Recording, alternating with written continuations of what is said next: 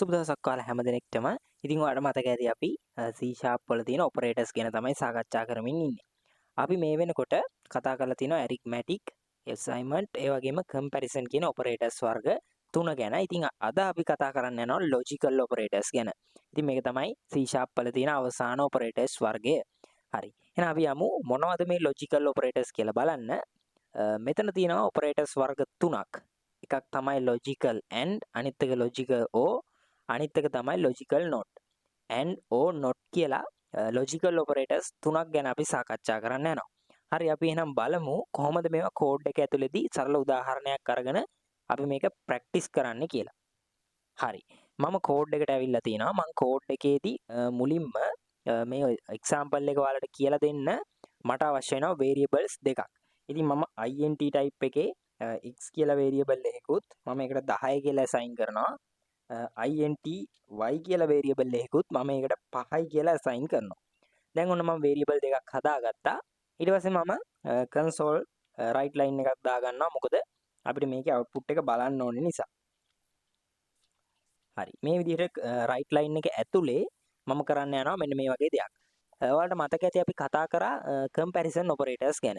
ඉතින් comparison operators ගැන දැනුම තියෙන්න ඕනේ ඔයා මේ logical operators ඉගෙන ගන්න එනවනම්. ඉතින් ඒ නිසා comparison operators ගැන කරපු වීඩියෝ එක බලලා අද වීඩියෝ එකට එන්න.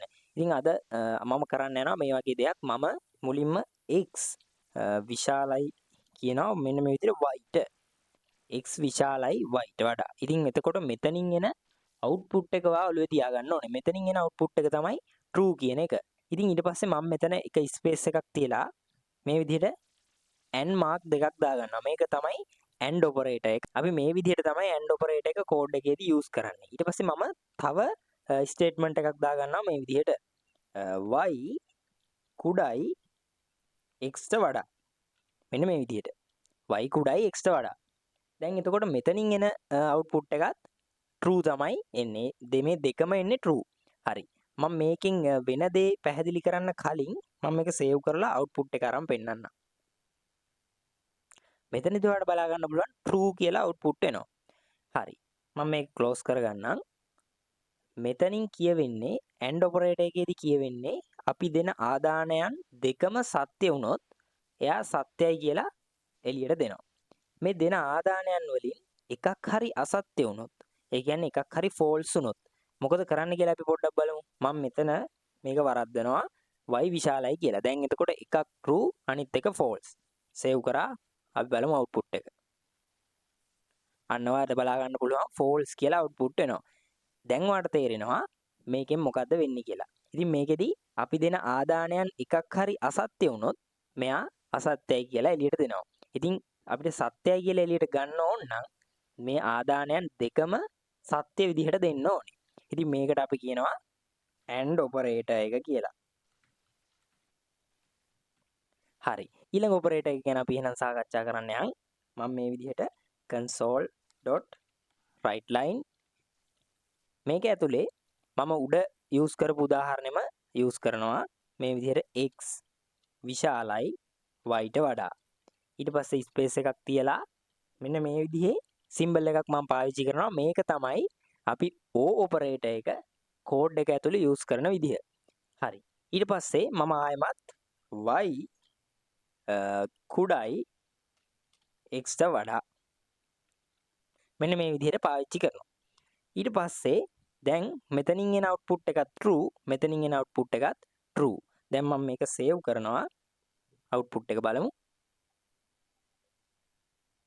මෙතනදී ඔයාලට බලා ගන්න පුළුවන් මේ උඩ එක එන්නේ අපි කලින් කරපු එක ඒක ගැන හිතන්න එපා. යට එක true කියලා ඇවිල්ලා තියෙනවා. අපි බලමු මෙතන ගිහිල්ලා මම මේක කමෙන්ට් විදිහට තියන්නම්. එතකොට ඒක output වෙන්නේ නැහනේ. මෙතන මම මොකක් හරි එක ස්ටේට්මන්ට් එකක් වරද්දනවා. මම x කුඩයි කියනවා y ට වඩා. දැන් එතකොට මෙතන එකක් false අනිත් එක true. දැන් අපි බලමු මේකේ output එක.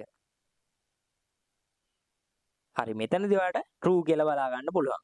එතකොට ඔයාලට මතක ඇති මම මේක close කරගන්නම්. කලින් එකේදී අපි එකක් හරි වැරද්දුවොත් එයා වැරදි කියලා එළියට output එක දුන්නා. මේකෙදි එකක් වැරදුනාට එයා එළියට output එක දෙන්නේ නැහැ false කියලා. ඉතින් අපිට false කියලා output එක ගන්න ඕනේ නම් මේ දෙකම අපි වරද්දන්න ඕනේ. දැන් ඔන්න x කුඩායි y ට වඩා y විශාලයි x ට වඩා. එතකොට මේ දෙකම false. දැන් අපි බලමු මේකේ output එක. ඔයාලට දැන් එතකොට බලා ගන්න පුළුවන් false කියලා output වෙනවා.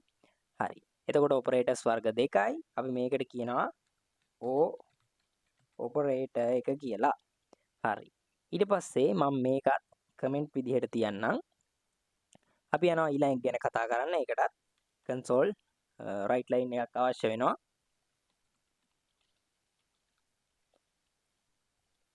මේක ඇතුළේදී මම පාවිච්චි කරන්නේ එක ස්ටේට්මන්ට් එකයි.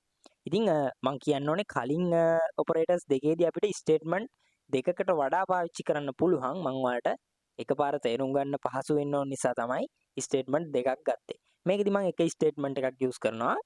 ඒකට මම මේ විදිහට x විශාලයි y කියලා දෙනවා. එතකොට මෙතනින් එන output එක ඔයාලා ඔළුවේ තියාගන්න ඕනේ. මෙතනින් එන්නේ true කියලා. මම මෙතනින් වරහන් දෙකක් තව ඕපන් කරගන්නවා මේක ඇතුලේ. ඒ ඕපන් කරලා මම මෙතන මුලට මෙන්න මේ විදිහේ විස්මයාදී ලකුණ පාවිච්චි කරනවා. මේකට අපි කියනවා not operator එක කියලා. ඉතින් මේකෙදි මෙතන true කියලා තමයි output වෙන්න ඕනේ. අපි බලමු මේකේ output එක මොන වගේ එකක්ද කියලා. ඔයාලට බලා ගන්න පුළුවන් false කියලා output වුණා. දැන් අපි මෙතන statement එක false කරලා බලමු. දැන් එතකොට මෙතන හැටියට x කුඩායි y ට වඩා. හැබැයි මෙතන x 10යි y 5යි. එතකොට මෙතන එන්න ඕනේ output එක තමයි false කියලා. අපි බලමු මෙතන false කියලාද output වෙන්නේ කියලා. ඔයාලට බලා ගන්න පුළුවන් true කියලා output වෙනවා. ඉතින් දැන් ඔයාලට තේරෙනවා මේ not operator එකෙන් මොකද්ද වෙන්නේ කියලා. මේ not operator එකේදී වෙන්නේ අපි දෙන statement එකේ විරුද්ධ එක තමයි අපිට display කරන්නේ. ඒ කියන්නේ සම්පූර්ණයෙන්ම අනිත් පැත්ත ගහලා තමයි output එක එන්නේ. ඉතින් මේ විදිහට හඳුන්වලා දෙන්න පුළුවන් C# වල තියෙන operators වර්ග 3 logical operators වර්ග 3 එකක් තමයි and අනිත් එක or not. and එකේදී අපි දෙන ආදානයන් එකක් හරි අසත්‍ය වුණොත් මෙයා අසත්‍යයි කියලා display කරනවා. අපිට සත්‍යයි කියලා ගන්න අවශ්‍ය නම් දෙකම සත්‍ය වෙන්න ඕනේ. operator එකේදී එකක් අසත්‍ය වුණාට මෙයා අසත්‍යයි කියලා display කරන්නේ නැහැ. දෙකම අසත්‍ය වුණොත් විතරයි අසත්‍යයි කියලා display කරන්නේ. not operator එකේදී සම්පූර්ණයෙන්ම කන පිට ගැහිච්ච output එකක් තමයි අපිට එන්නේ. සම්පූර්ණ විරුද්ධ එක තමයි අපිට output එක විදිහට not operator එකේදී ලබා දෙන්නේ. ඉතින් ওই විදිහට logical operators ගැන කතා කරන්න පුළුවන් මේ වීඩියෝ එක සම්බන්ධව. මොකක් හෝ ගැටලුවක් ඔයාලට තියෙනවා නම් comment section එකේ අනිවාර්යයෙන්ම comment එකක් දාන්න මම උත්තර දෙන්නම්. ඉතින් යාළුවන්ටත් දැනගන්න මේ වීඩියෝ එක share කරන්නත් අමතක කරන්න එපා. තාමත් අපි subscribe කරලා නැත්නම් පල්ලෙහායින් subscribe කරගෙන යන්නත් අමතක කරන්න එපා. අපි එහෙනම් අලුත් වීඩියෝ එකකින් ඉක්මනටම හම්බෙමු.